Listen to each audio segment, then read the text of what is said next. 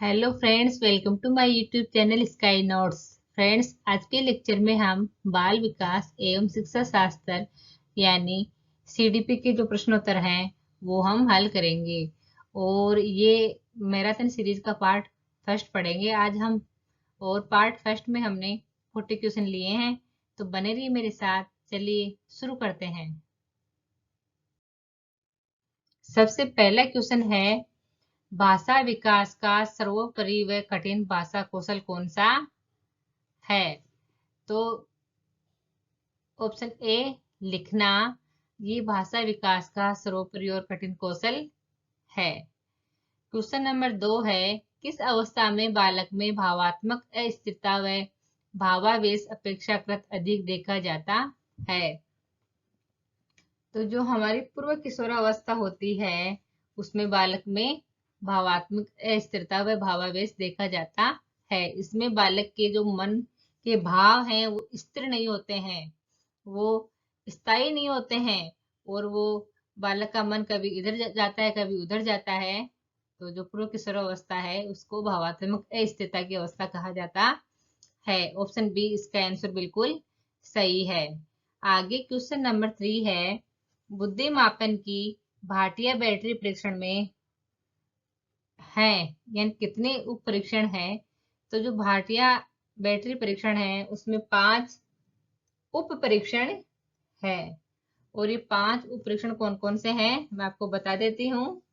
First है block design test, second है pattern test, third है पासालोग टेस्ट, फोर्थ है अंकों वाला टेस्ट, और फिफ्थ है चित्रों वाला टेस्ट। इस प्रकार से ये 5 उप परीक्षण हैं। ऑप्शन ए इसका आंसर बिल्कुल सही है।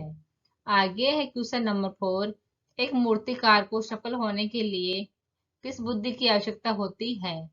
तो स्थानिक बुद्धि की मूर्तिकार को आवश्यकता होती है। ऑप्शन बी इसका आंसर बिल्कुल सही है।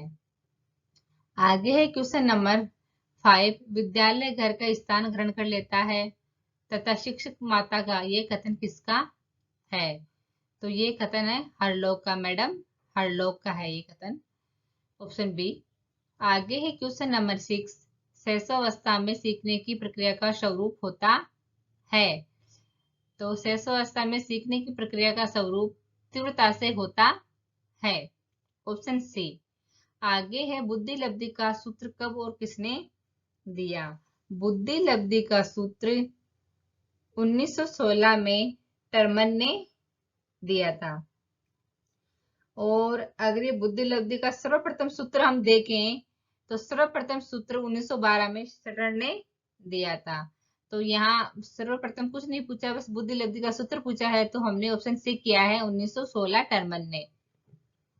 आगे है क्वेश्चन नंबर 8, बाल्यावस्था में सामान्यतः व्यक्तित्व होता है। बालक का व्यक्तित्व बाल्यावस्था में कैसा होता है?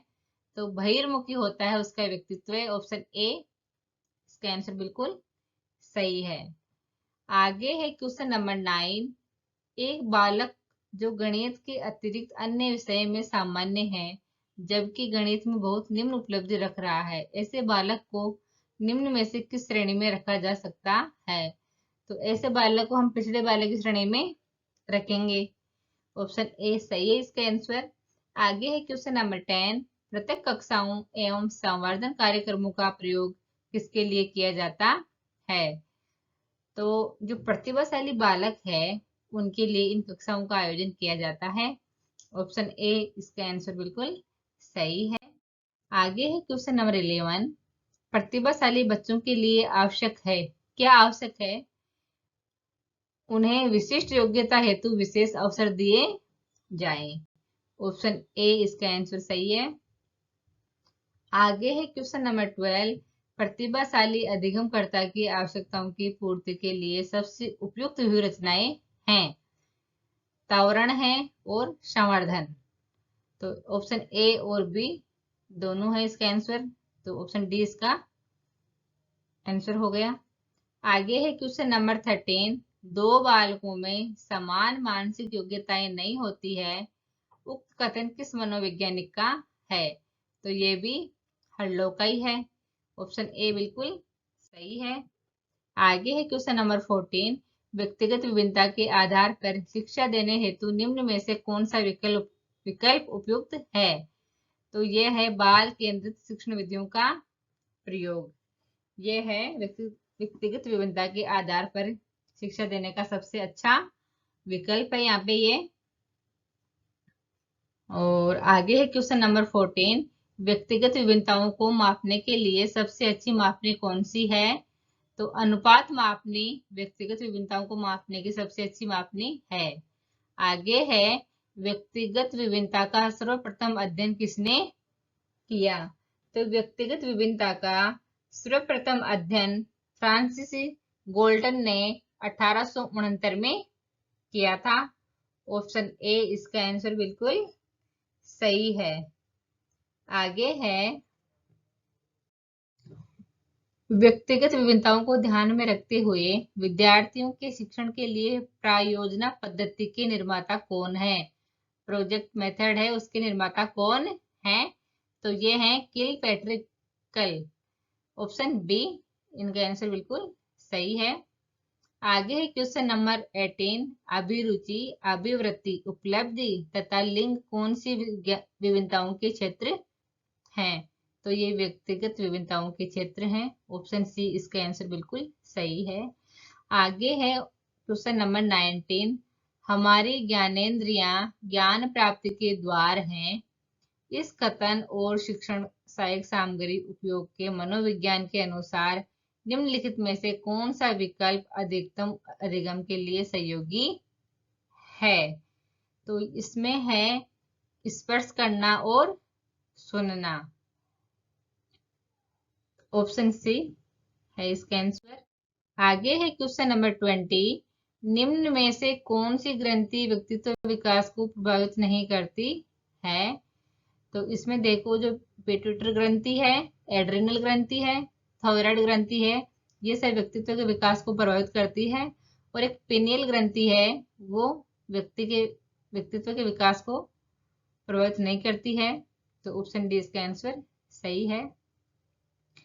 आगे है किशोरावस्था में बालक अच्छे से तैयार होते हैं, दर्पण में अपने चेहरे को निरंतर देखते हैं तथा केवल अपने आप से प्यार करते हैं। फ्रॉइड ने किशोरावस्था की इस विशेषता को क्या कहा है?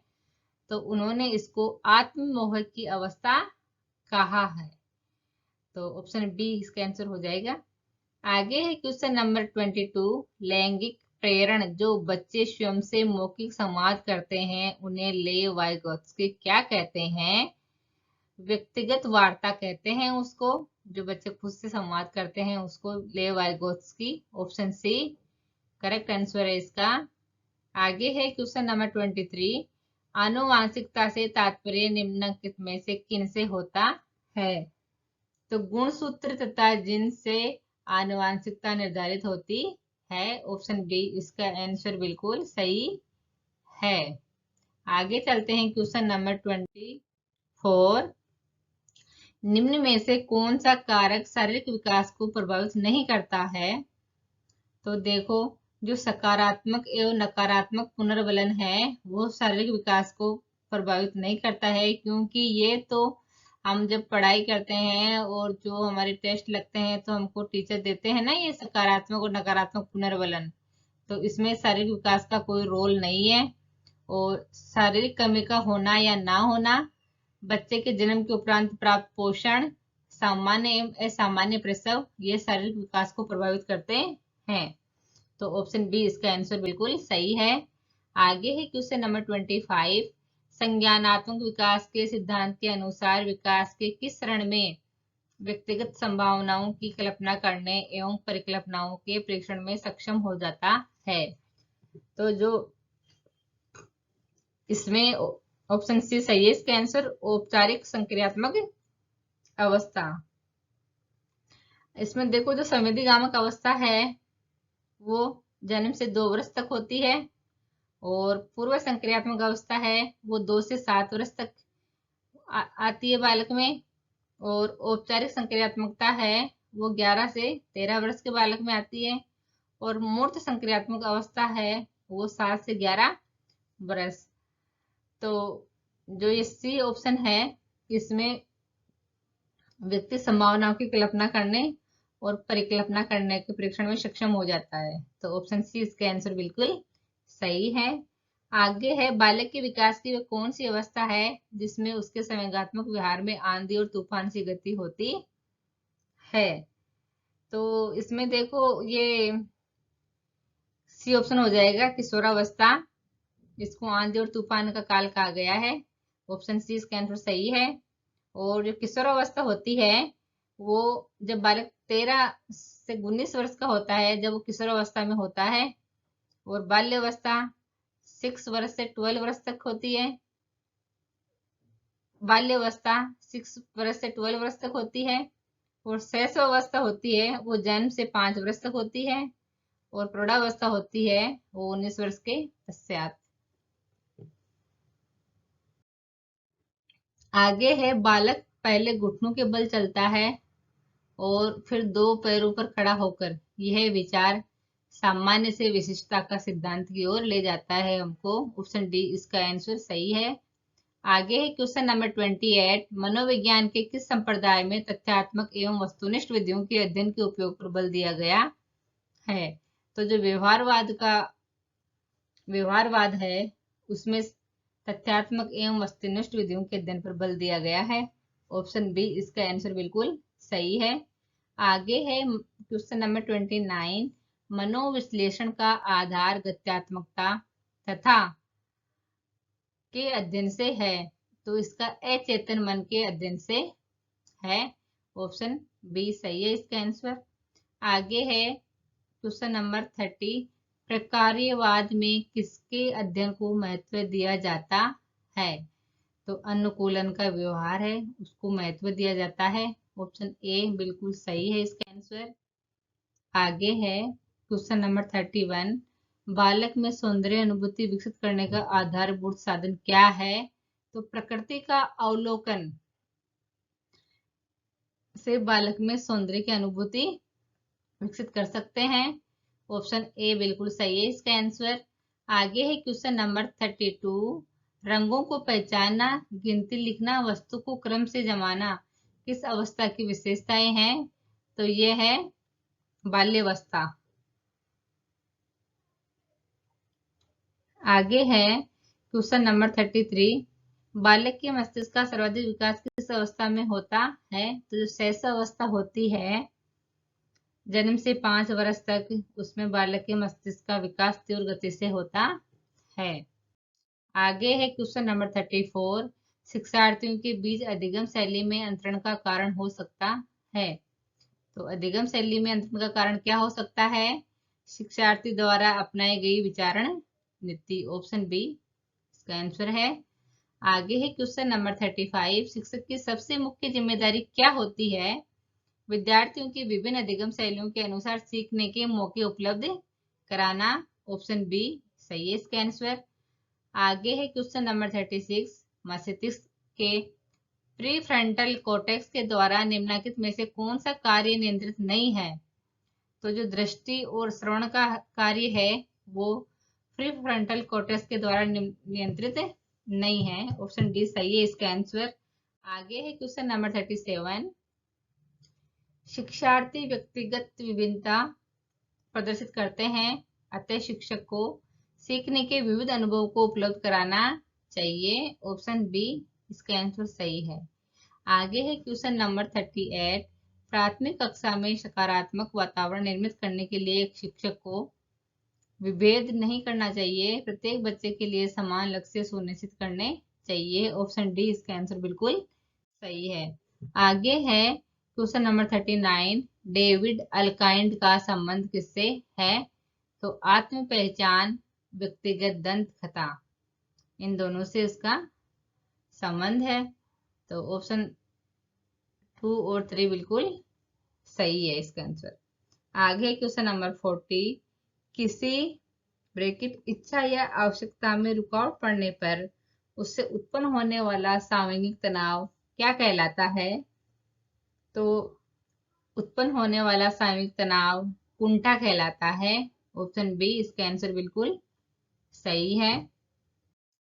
तो फ्रेंड्स, आज हमारी जो सीडीपी की मैराथन सीरीज थी प्रश्नोत्तर की उसका पार्ट फर्स्ट हमने कंप्लीट किया है और इसमें हमने 40 क्वेश्चन लिए थे जो मैंने आपको सोल्व करवा दिए हैं। आई होप आज का वीडियो आपको कैसा लगा, और अगर आज का वीडियो आपको पसंद आए तो वीडियो को लाइक करो, और मिलते हैं अगली क्लास में ऐसे ही एक नई सीरीज के साथ। धन्यवाद।